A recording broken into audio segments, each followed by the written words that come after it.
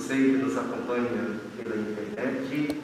Nós vamos dar continuidade ao nosso estudo do Catecismo da Igreja Católica. Vamos fazer a oração do Espírito Santo, pedindo a sabedoria de Deus sobre nós, nesta segunda-feira, dia 6 de setembro, véspera de comemorarmos a independência do nosso país, para que também não somente nós, mas em especial o governo nacional, estadual e municipal, procurem acolher a sabedoria de Deus em suas vidas. Em nome do Pai, e do Filho e do Espírito Santo. Vinde, Espírito Santo, enchei os corações dos vossos fiéis, e acendei neles o fogo do vosso amor. Enviai o vosso Espírito, e tudo será criado, e renovareis a face da terra. Oremos. Deus, que instruíste os corações dos vossos fiéis, com a luz do Espírito Santo, fazei que apreciemos retamente todas as coisas, segundo o mesmo Espírito, e gozemos sempre da sua consolação, por Cristo Senhor nosso. Amém.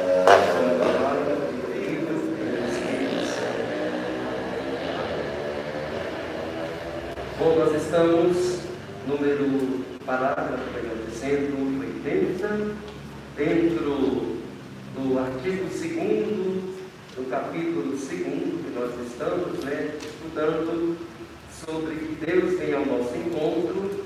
O artigo 1º nós vimos a revelação de Deus. Nós estamos dentro do artigo 2º que fala sobre a transmissão de Deus, como que a transmissão da revelação, como que é transmitida ao homem a revelação de Deus. Aí nós vimos na sexta-feira a tradição apostólica, a pregação apostólica, que ela é continuada na sucessão apostólica, e hoje, no parágrafo 80, a relação entre a tradição e a Sagrada Escritura. Retomando, na igreja nós temos a Sagrada Tradição, a Sagrada Escritura e o Sagrado Magistério. O que é a Sagrada Tradição?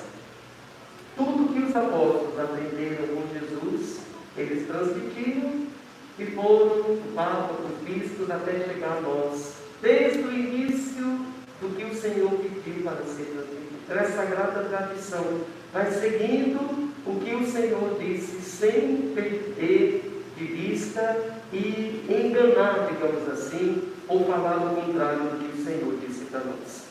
Aí nós temos a Sagrada Escritura. A Sagrada Escritura é a palavra de Bíblia. Então nós, meus irmãos e minhas irmãs, com a palavra de Deus, aproximamos melhor de Deus e entendemos o mistério da fé, a nossa conversão. E o Sagrado Magistério, que é o Papa com os bispos da atualidade. Quando vai morrendo o Papa, os que ficam, esses são os Sagrado Magistério.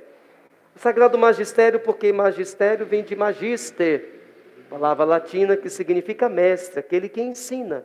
Então a igreja nos ensina, por meio do Papa e dos bispos. Então a igreja está, ela, toda,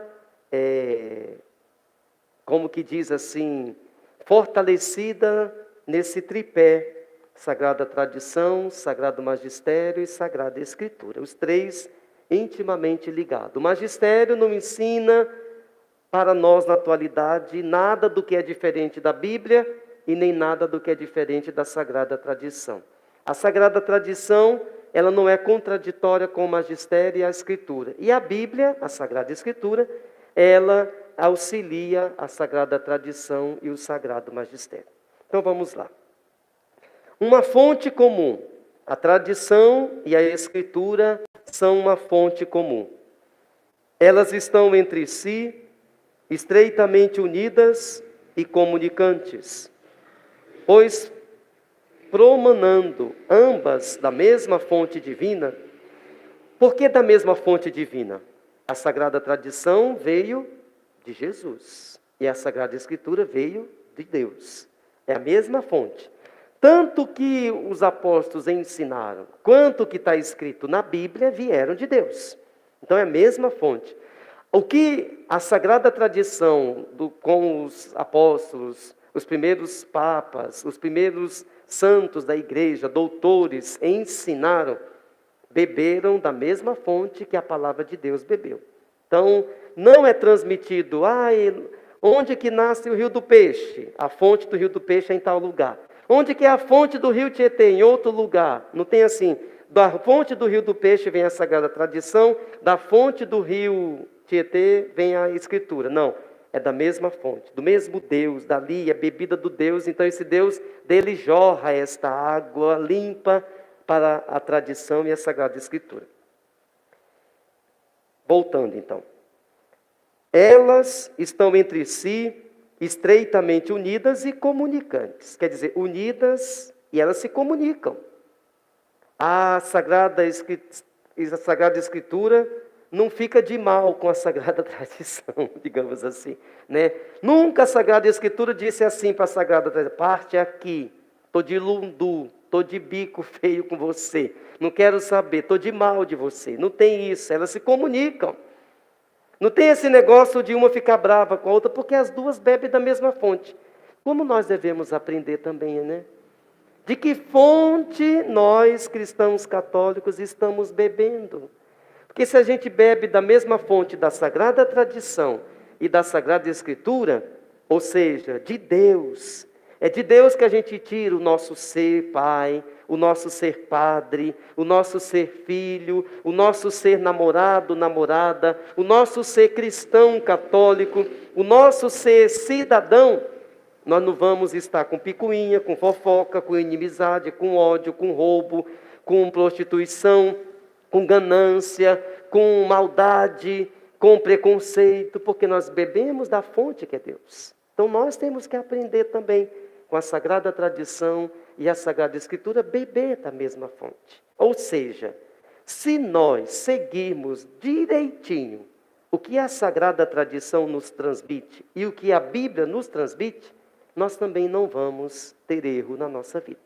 Você não vai se vingar, você não vai matar, você não vai ficar perseguindo os outros, você não vai considerar o outro como teu inimigo, não vai considerar o outro como teu adversário, porque a tua vida vai ser sempre como a de Jesus. Esse é o caminho para nós. Pois promanando ambas da mesma fonte divina, formam de certo modo um só todo e tendem para o mesmo fim. O que a Sagrada Tradição ensina e conduz a vida do ser humano, a Bíblia também ensina e conduz o ser humano. Para onde? Para o céu, para a salvação. O que a igreja, desde os primórdios, do início da fundação dela, ensina para nós, é o mesmo que ela ensinou na época em que estava com Jesus, com os apóstolos. É o mesmo. Ela não traiu. Ela não faz diferente.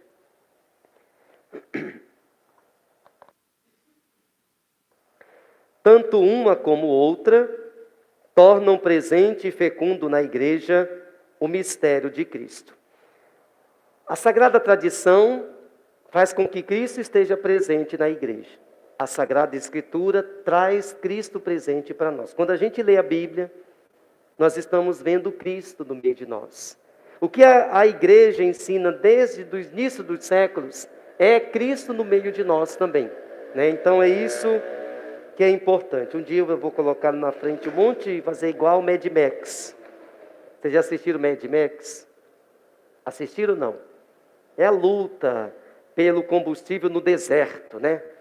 Então, se eles veem de longe um carro que vem com combustível, na estrada eles perseguem o carro e eles colocam no meio da rua assim, um monte daquele de prego assim para ir furando os pneus. É o que eu vou fazer aqui na frente com essas bicicletas horrorosas, que elas só atrapalham a noite inteira. Não, claro que eu não vou fazer isso, né? Aí alguém um dia vai fazer, foi o padre que fez, ele disse, está gravado. Claro que eu não vou fazer isso, né? Mas eu nunca vi. E parece assim o negócio, toda vez, é a gente celebrar a missa, é nós fazermos uma coisa na igreja, o negócio fica passando para cima e para baixo.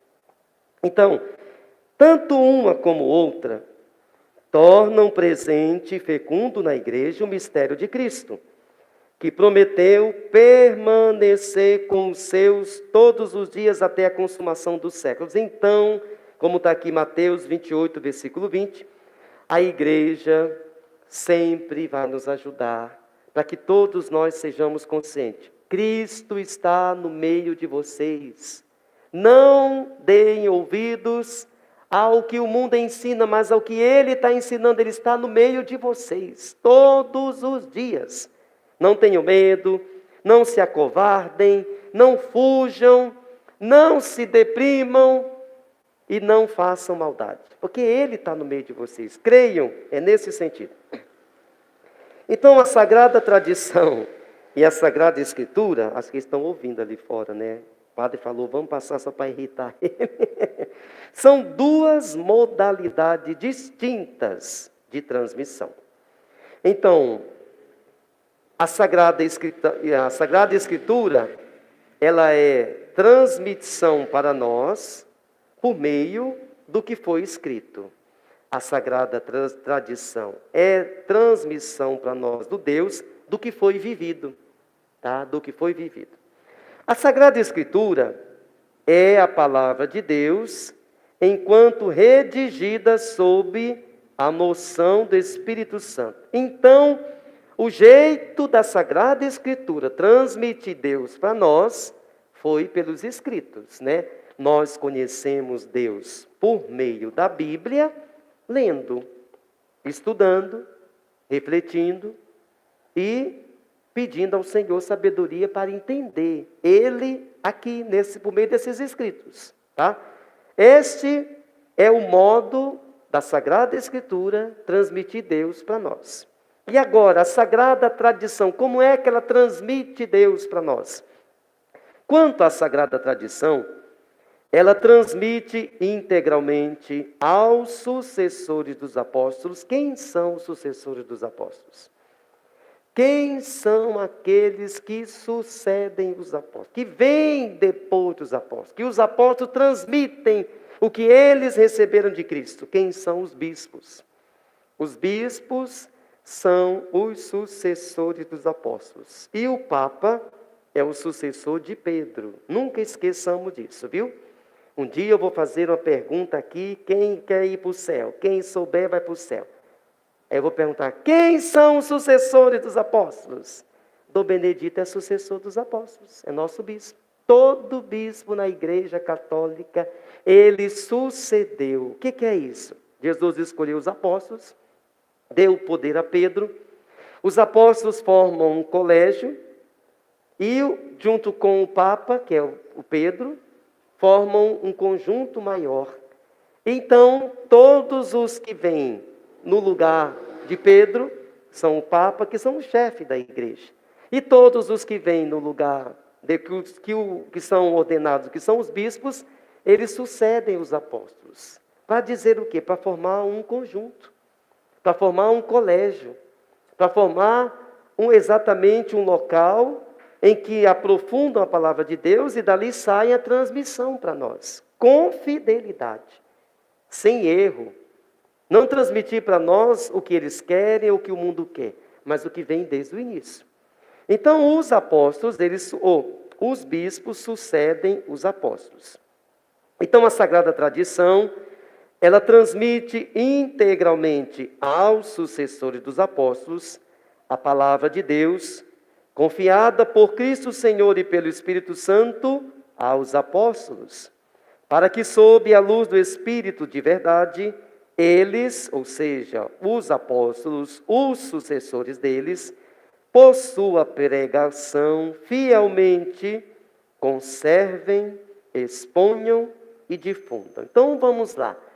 Qual que é o objetivo, então, a função, melhor dizendo, dos sucessores dos apóstolos, dos bispos? Eles, sob a luz do Espírito Santo, ou seja, iluminados pelo Espírito Santo, pelo Espírito da verdade, pregando o Evangelho, ou seja, na missa, ou no retiro, ou nos documentos, eles preguem fielmente a palavra. Ou seja, eles não devem trair a palavra. Nenhum bispo da Igreja Católica deve trair a palavra. Ele tem que ser fiel. Por isso que tem que estudar, por isso que tem que conhecer. Porque senão vai transmitir o errado. Eles pregam a palavra fielmente, conservando. Não vai assim, olha, lá no tempo de Jesus era assim, mas no nosso é outro. Então a palavra tem que ser diferente. Não, a palavra é a mesma, nós vamos atualizá-la, mas ela não pode ter outro significado, outro objetivo do que aquele que Cristo quis para os apóstolos. É a mesma coisa. Eles devem expor fielmente. Quando expõem, quando trazem para nós a palavra, eles não devem expor de qualquer jeito, tem que ser fiel. E também difundir, fazer com que os outros conheçam fielmente esta palavra. Por isso que nenhum católico, e guarde isso e ensine para os outros, nenhum católico deve, sozinho, por ele mesmo, pegar a palavra e ler e interpretar do jeito dele. Não. Todo católico deve ler a palavra e interpretar do jeito que a igreja ensina. Por isso, meus irmãos e minhas irmãs, que a palavra de Deus demorou a chegar na mão do povo. Para que o povo não pegasse e fizesse como os protestantes, que pega a palavra de Deus, coloca no sovaco e vão lá bater na casa dos outros e pegam um versículo decorado e aquele versículo decorado transmite do jeito deles. Não, não é isso. Nós não podemos, como homens e mulheres de igreja, porque se nós fizermos isso, nós estamos traindo, porque se os sucessores, que são os bispos, sucessores dos apóstolos, eles têm que ser fiel ao que os apóstolos falavam. Tem que transmitir integralmente, do jeitinho que os apóstolos de Jesus disseram. Eles têm que ser assim. Imagine nós. Imagine nós. O que não devemos fazer? Devemos estar atentos ao quê? Como é que a igreja ensina o livro do Gênesis? Aí a gente tem que ter livros da igreja católica que ensina o livro do Gênesis, Êxodo, Levítico, Deuteronômio, os apóstolos, Atos dos Apóstolos, os Evangelhos, as cartas de Paulo, o Apocalipse, os Salmos, Provérbios e assim vai. Não podemos nós mesmos. Agora nós podemos sim pegar os documentos da igreja que falam sobre a palavra e aí nós estudamos em cima daquilo que a igreja ensina. Aí sim, aí a gente pode. Mas eu sozinho pegar... então quer dizer que quando Jesus diz, arranca teu olho, aí eu vou lá no banheiro, fiz mal, vou arrancar meu olho, coitadinha, a pessoa vai ficar daqui a pouco sem nada, vai se esfacelar toda. Daí, resulta que a igreja, a qual estão confiadas, para quem foi que Jesus confiou a sua palavra, foi para a igreja. Na sexta-feira, eu disse lá no Novo Bom Giovanni, que eu tinha assistido no YouTube, passou lá, História da Igreja.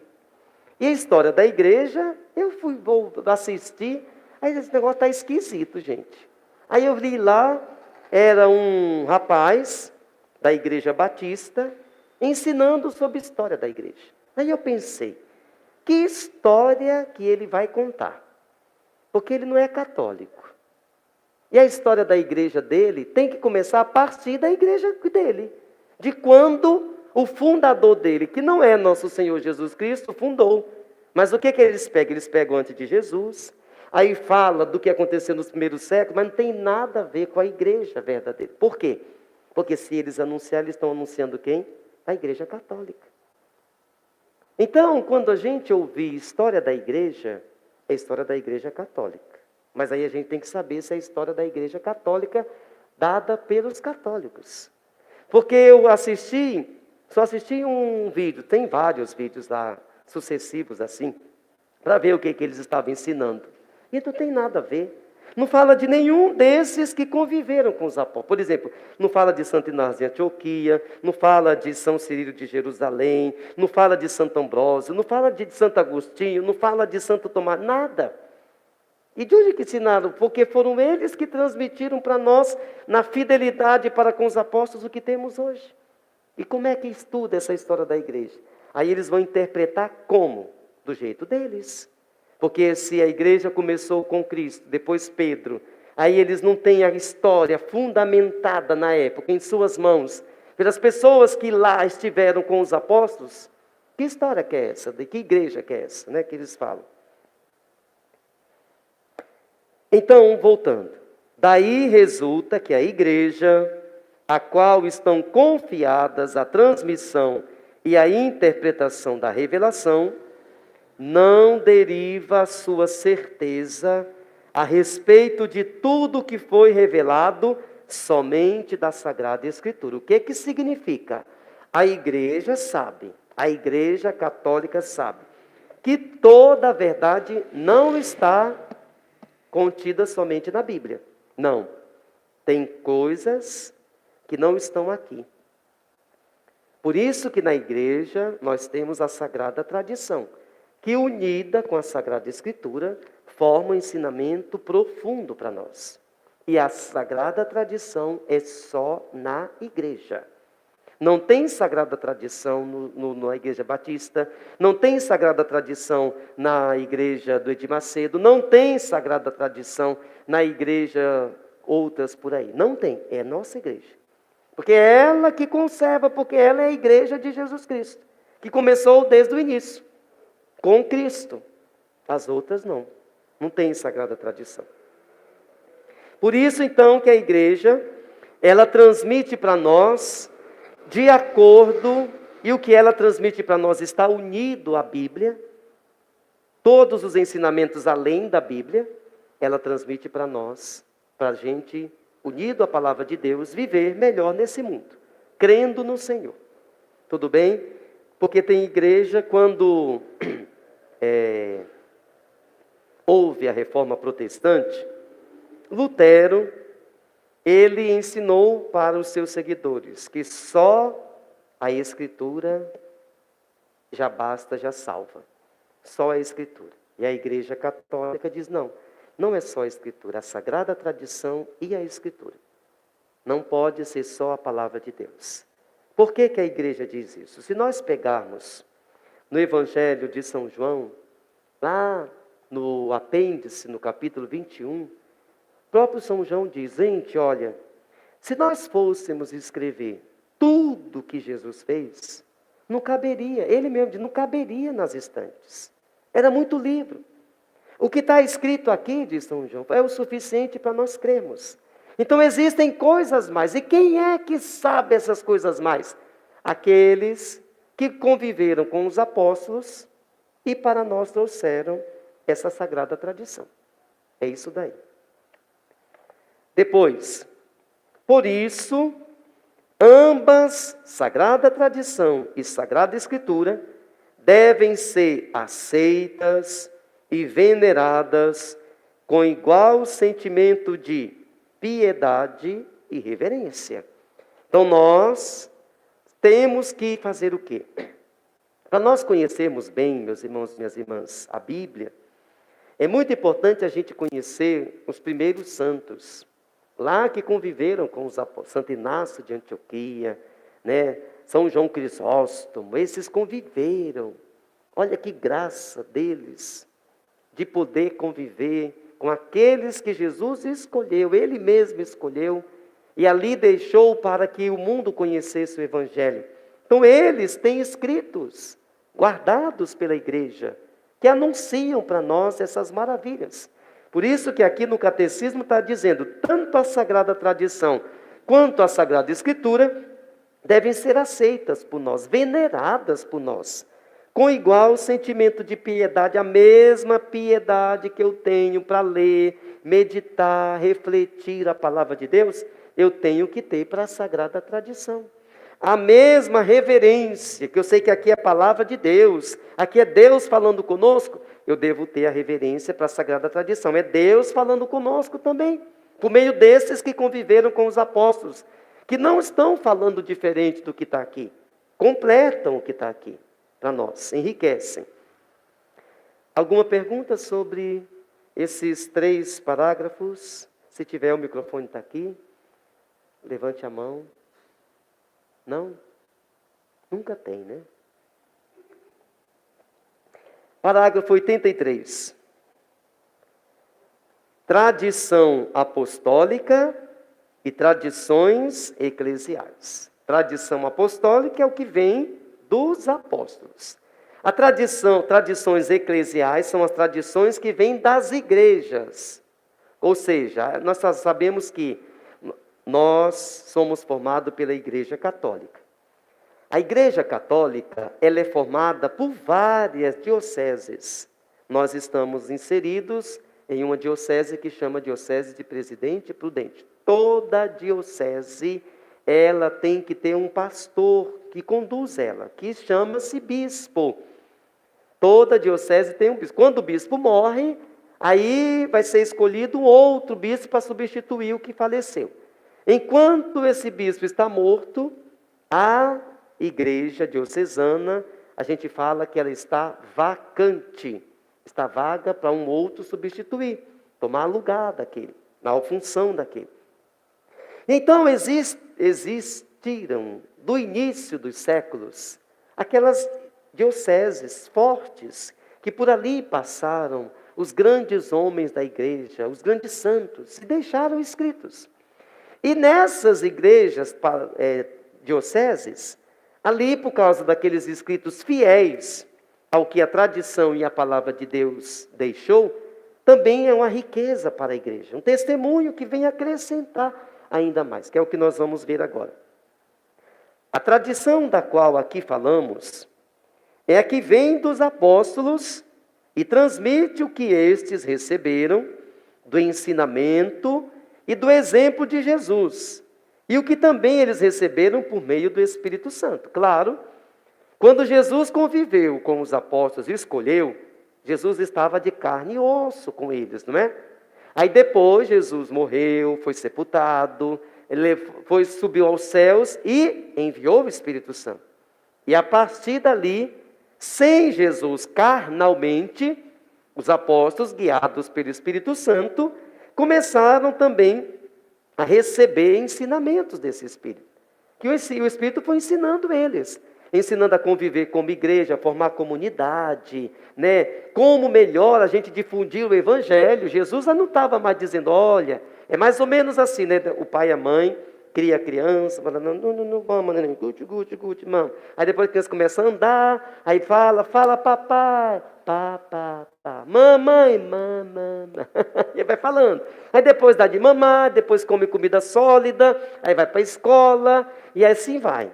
Aí está com 12 anos, 15 anos, o pai e a mãe morrem. E aí, a criança vai morrer também? Não. Alguém depois que o pai e a mãe, que transmitiu todo amor e carinho, já morreu, ela guardou o que o pai e a mãe transmitiu. Mas depois vem os que vão criar. Aí vem os professores, aí vem a igreja, e o Espírito Santo que vai ajudando essa pessoa a se fortalecer na fé. Então os apóstolos também, depois que o Senhor subiu ao céu, veio o Espírito Santo. Aí eles não tinham mais de carne e osso Jesus. Para ensinar, multiplicar, o que Jesus tinha que ensinar para eles, ensinou. Agora eles tinham que andar com as próprias pernas, guiados pelo Espírito Santo. Então o que está dizendo aqui, né? A tradição da qual aqui falamos é a que vem dos apóstolos e transmite o que estes receberam do ensinamento e exemplo de Jesus e também que receberam por meio do Espírito Santo. Quer dizer, tanto Jesus quanto o Espírito Santo ensinaram para os apóstolos a eles viverem direitinho uma vida de fé. Com efeito, a primeira geração de cristãos ainda não dispunha de um Novo Testamento escrito. E o próprio Novo Testamento atesta o processo da tradição viva. Por quê? Quando surgiu o Novo Testamento, de Mateus para frente, Mateus, Marcos, Lucas, João, Atos dos Apóstolos, Carta de São Paulo aos Romanos, 1º, 2º Coríntios, e assim vai, até o Apocalipse, não tinha escrito. Porque os apóstolos conviveram com Jesus, Jesus foi para o céu, depois os apóstolos conviveram com os outros, e aí, quando que começou a surgir os escritos? Lá pelo ano 45 por aí, 45, 47. Primeiro escrito por aí. Então quer dizer, até o ano 47 por aí, foi vivido. A igreja viveu, estava viva. Com seus testemunhos para lá, e o povo não tinha o papel escrito para ensinar. O que é que os Atos dos Apóstolos estão dizendo? Não tinha. Foi depois que foi escrito. Então é aí que está dizendo exatamente isso daqui, olha. A primeira geração dos cristãos, ou seja, os que conviveram com os apóstolos, antes deles escreverem o primeiro escrito, ainda não tinha em suas mãos o Novo Testamento escrito. E o próprio Novo Testamento, ele vai atestar o processo da tradição viva. Os apóstolos, com os que conviveram com ele, é o Novo Testamento que está dizendo, olha, nós agora surgimos, porque esses que viveram com Jesus, agora colocaram nós no papel, mais ou menos assim. Nós começamos a existir visivelmente no papel, depois de um bom tempo que Jesus subiu ao céu, os apóstolos caminharam, difundiram o evangelho, foram para tantos lugares evangelizando, formaram comunidades e tudo mais. Dela é preciso distinguir, então, dessa tradição viva, essa tradição viva que existiu antes do escrito do Novo Testamento, e também durante, né? Porque não foi assim. Foi lá, escreveu hoje, vai para a gráfica, foi lá, escreveu para a gráfica, imprime tudo, 200 mil cópias, distribui. Não tinha isso na época, né? Era no papiro. Para você escrever uma palavrinha, demorava quase um dia. Você fosse escrever Padre Ed Carlos Amorim Moreira, eu estava ferrado, uma semana. Porque papiro não é assim, olha, que tem um apontador bonitinho, um lápis assim bonitinho, e para depois escrever no papel liso. Não, é aquele couro mesmo. Mas a pessoa escrever no couro, pega aí sem ser a caneta, escreve no couro da tua mulher. Não é fácil, né? E era no couro que era escrito.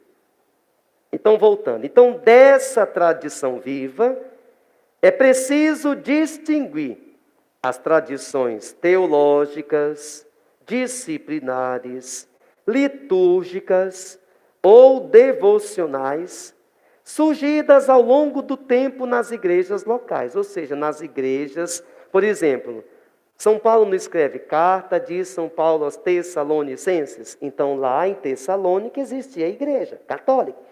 Carta de São Paulo, primeira carta de São Paulo aos Coríntios, lá em Corinto, a igreja católica estava lá. Carta de São Paulo aos Gálatas, lá na Galícia estava lá. Quase que eu não falo, né? Quase que eu falo na galinha, estava lá. Então, as igrejas locais, daqueles locais. A igreja estava viva e continua viva e sempre vai estar viva. Constituem essas igrejas locais formas particulares sob as quais a grande tradição recebe expressões adaptadas aos diversos lugares e a diversas épocas. Tanto é que a gente lê e sabe como que os coríntios viviam, como que os gálatas viviam, como que os tessalonicenses viviam, como que os colossenses viviam.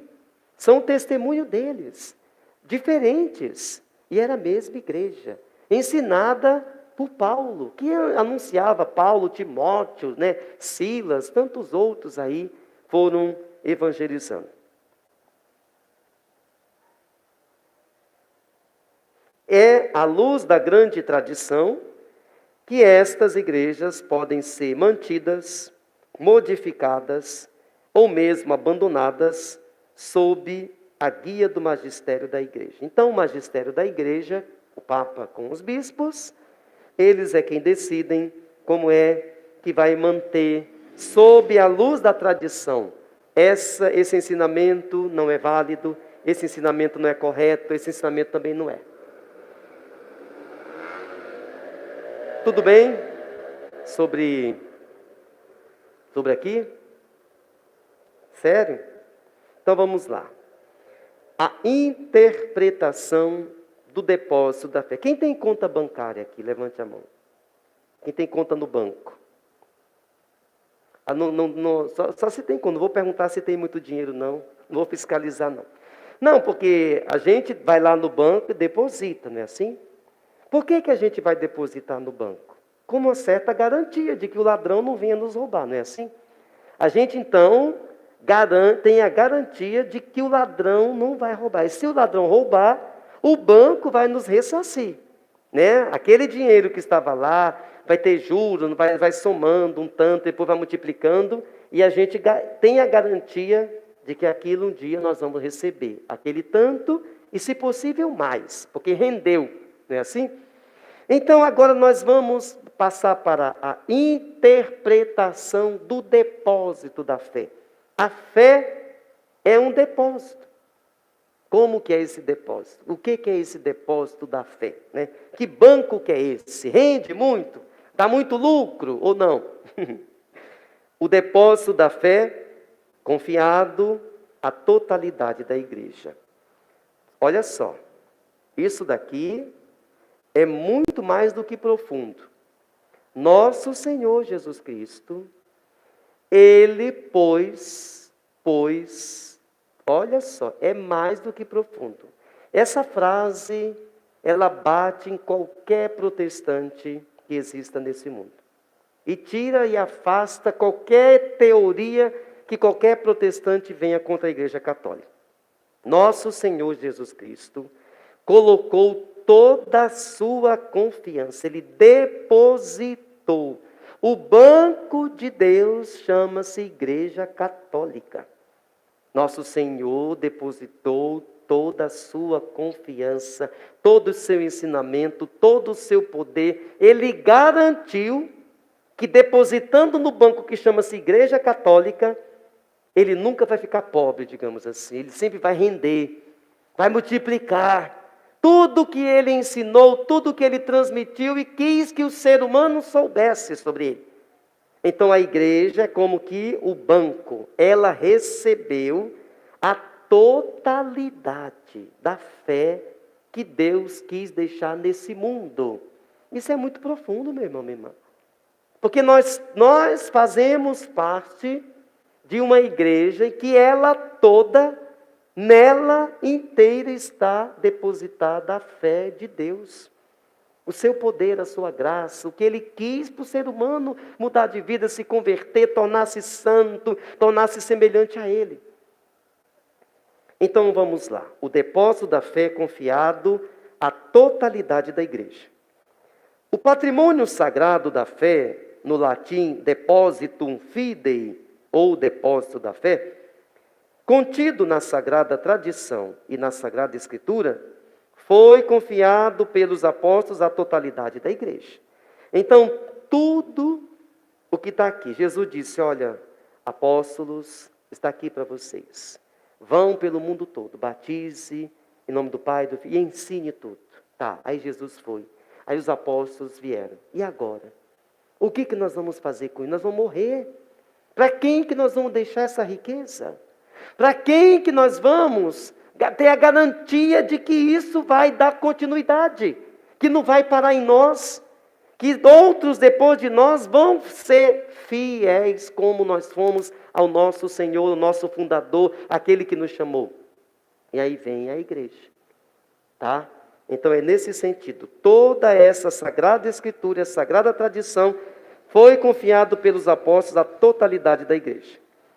Apegando-se firmemente ao mesmo, o povo santo, ou seja, apegando-se firmemente a esse depósito, o povo santo todo, unido a seus pastores, pastor está com P maiúsculo, que significa os bispos, persevera continuamente na doutrina dos apóstolos e na comunhão, na fração do pão e nas orações, de sorte que na conservação, no exercício e na profissão da fé transmitida, se crie uma singular unidade de espírito entre bispos e fiéis. Vamos voltar desde o começo para a gente explicando. Então, apegando-se firmemente ao depósito da fé.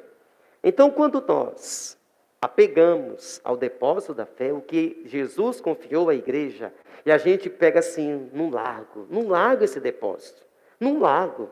Aí vem, compra a televisão, não posso comprar, eu vou perder dinheiro, eu vou ficar com o depósito para mim. Então, apegando-se a esse depósito, o povo, e diz aqui, o povo santo. Por que povo santo? Porque quem está na caminhada está se santificando. Pelo menos deveria ser assim. Uma vez que a gente está na igreja, nós estamos caminhando com a igreja e, sendo fiel a ela, nós vamos nos santificando. Por isso somos povo santo, que Deus escolheu. E Deus escolheu nós. E nós temos que ter essa crença que Ele nos escolheu. Nós somos escolhidos no amor por Ele. Para que com a igreja e na igreja e pela igreja no mundo, a gente faça o que Ele mandou. Então esse povo santo, unido aos bispos, ao Papa, vão fazer o quê? Perseverar. Continuamente. Perseverar quer dizer, olha só, perseverar já é uma palavra profunda. E continuamente é mais profunda. Nunca parar. Jamais. Nem de manhã, nem de tarde, nem de noite, nem de madrugada. Nem parar um dia. Mas vai ser sempre perseverando na doutrina dos apóstolos. Então, pode ter, infelizmente, católicos que troquem a doutrina dos apóstolos pela doutrina do mundo. Infelizmente, tem um monte. E às vezes até padre. E às vezes até bispo. Porque a igreja se separou. Saíram da igreja, fundaram outras igrejas, outras doutrinas, mas beberam da fonte que chama-se Igreja Católica. E por ignorância, e por rebeldia, e por não entenderem o processo que nosso Senhor Jesus Cristo quis com que acontecesse, até um dia Ele vinha a segunda vez e todo mundo está reunido, aí o burro do ser humano vai lá, afasta da igreja, separa-se da igreja, porque não concorda com determinada coisa, mas não sabe ir lá na fonte. Desde o início que a igreja vem sendo anunciadora dessa palavra, transmitindo-a fielmente, não sabe na fonte. Vai no erro daquele padre, vai no erro daquele bispo, vai no erro daquele papa. Como se ele sozinho fosse a igreja, e não é. E aí sai e funda outra igreja.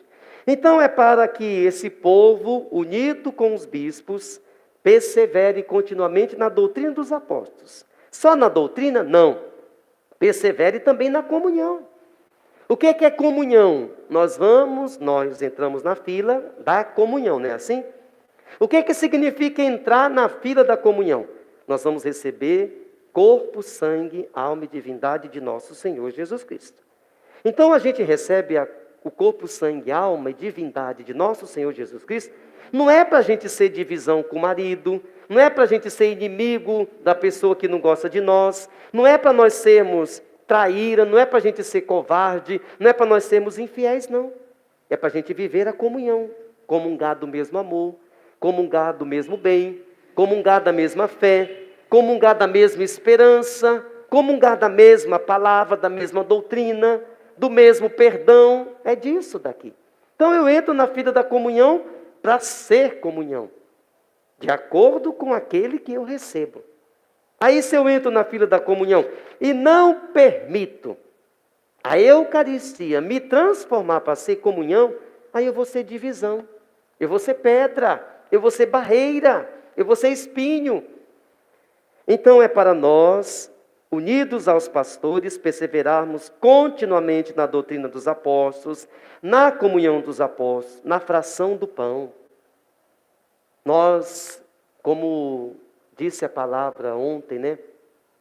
Se entra um rico na igreja, e você diz para ele, porque tem um anel de ouro, está bem vestido, perfumado, um carrão, estaciona, você, oi, vem aqui, pelo amor, senta aqui do lado, na frente, nós reservamos para você, mentira, falsidade, não quer, reservamos para você, senta aqui. Aí entra um pobre, e você diz, espera aí fora, Quando terminar a missa, eu converso com você. Ou então, senta no chão ali, eu tenho uma pedra, puxa e senta ali.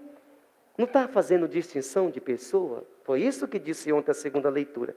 Então, nós não estamos vivendo a comunhão na fração do pão. O pão que é para ser partilhado igual por todos, está sendo partilhado mais da metade para ele, porque é rico, e uma miséria, uma migalhinha de nada, o que sobrou, toma você pobre, coitadinho. E não reclama, engole esse choro, ainda diz assim, né? Nas orações, nós perseveramos nas orações dos apóstolos, ou a gente não reza e não tem nada a ver com o que os apóstolos rezavam, né? De sorte que na conservação, no exercício e na profissão da fé, nós temos que conservar a fé, viu? Nós não podemos deixar a nossa fé morrer, não. Essa fé da igreja nós não podemos deixar, nós temos que conservar. Nós temos, você pai transmite para o filho para o filho dele, o filho para o filho dele, transmitindo. Porque quando eu paro de vir para a igreja, pode ver, eu paro de vir para a igreja, minha esposa para, meus filhos param, vai todo mundo parando, daqui a pouco a fé da igreja não está sendo transmitida fielmente. Aí não conhece aquela geração que veio, a verdadeira fé, aí fica como? Contra a igreja. Não aceita, porque não conheceu. Se conhecer, não sai, não larga. Se conhecer de verdade, não sai. Então nós precisamos conservar essa comunhão, conservar esse depósito, no exercício, na profissão de fé, transmitida, se crie uma singular unidade de espírito. Tudo isso, mesma fé, mesma comunhão, mesma fração do pão, mesma oração, tudo isso para a gente não viver brigando. Bispo contra fiel, fiel contra bispo, padre contra comunidade, comunidade contra padre. Não é para a gente viver a mesma comunhão. E aqui nós fazemos da nossa comunidade uma comunidade de comunhão. O padre e o povo comungam do mesmo corpo, sangue, alma e divindade de Jesus. Então eu não posso ser um padre agressivo para a comunidade, injusto para a comunidade, maldoso para a comunidade, que não acolhe, que não atende, que não abraça, que não tem compaixão, que rouba, sei lá, que engana, que mente. Não posso ser assim. Ou então é mentira a minha vivência de padre aqui. Eu finjo que comungo Jesus. Eu finjo que sou o sacerdote. E do mesmo jeito o povo. Mas é assim, meu irmão, minha irmã, não. Quantos não vivem essa comunhão na comunidade? Não perseveram mesmo, não dão a vida, não se esforçam, não se empenham para transformar corações. Às vezes até comungam indignamente. Olha, comungar a Eucaristia indignamente é comungar a condenação. Eu comungo a Eucaristia, recebo o corpo, sangue, alma e divindade. Aí dentro de casa é uma desgraça. Aqui na comunidade, então, meu Deus, minha vida, parece assim que eu nunca fui católico. Eu sempre fui uma pessoa que odiei a igreja. De tanta maldade ou de tanta negação da minha parte para não ajudar a igreja. Então precisamos muito nós vivermos essa comunhão. Tudo bem aqui? Deu tempo, então nós vamos parar por aqui. Amanhã a gente continua. 7 de setembro. Eu peço que amanhã de manhã tem a oração aqui, às 6 da manhã, que é o Rosário de São Miguel Arcanjo. Que amanhã você, a hora que você acordar, por favor, reze um terço, se possível, reze o creio, pelo nosso país, pela nossa nação, pelos que estão no poder. Nós temos que sempre rezar, independente se a gente goste ou não, se é do nosso partido ou não, estão no poder. Nós temos que rezar por eles, para ter saúde, para lutar pelo bem comum, para se converterem, caso estejam caminhando erradamente, tanto o presidente da República, quanto o vice, deputados, senadores, governador, deputados federais, estaduais, prefeitos, vereadores, todos devemos rezar todos os dias. E amanhã em especial, ainda mais com esta loucura que vai acontecer, que para mim é uma loucura, fazer essas manifestações ao mesmo tempo, tanto é que eu fiz o vídeo, e tomara que tenham assistido, para que façam o que a igreja pede, não o que o poder do mundo pede, né? Então vamos pedir a intercessão de nossa mãe, ela que soube lutar, mas lutar do jeito de Deus, e não fazendo violência com as próprias mãos, mas vendo Deus derrubar dos tronos poderosos, exaltar os humildes, e assim vai. Ave Maria, cheia de graça, o Senhor é convosco. Bendita sois vós entre as mulheres, bendito é o fruto do vosso ventre, Jesus. Santa Maria, Mãe de Deus, rogai por nós, pecadores, agora e na hora de nossa morte. Amém. Nossa Senhora da Conceição Aparecida, o Senhor esteja convosco. Por intercessão da bem-aventurada sempre Virgem Maria, abençoe-vos o Deus Todo-Poderoso, Pai, Filho e Espírito Santo. Uma boa noite a todos, até amanhã, se Deus quiser. Um bom dia da pátria. Ide em paz e que o Senhor vos acompanhe.